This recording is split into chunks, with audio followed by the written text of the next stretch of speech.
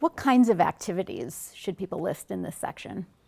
We think very broadly about the kinds of activities that would be relevant for this section, and we know that you have a range of interests. So we're really trying to get a sense of what's most important to you, and it can be a whole host of things. It could be, hobbies, sports, extracurriculars, part-time employment, things you choose to do. It could also be things that, are maybe less within your control. You might have familial obligations. You might have to care for a family member.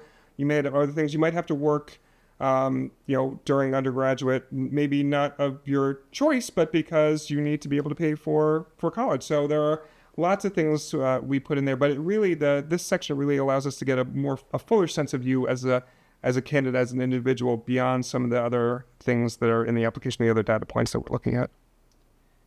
So why limit it to just 2 activities during the undergraduate period and then the post-undergraduate period? Right. No, that's a great question. And really, we made that change a few years ago. And the idea was to really level the playing field. We want to think about the consistency and the fairness of our process and our review. And so we know that sometimes people have the means, the resources to do lots of different things. And they could put, 5, 10, 20, who knows how many activities.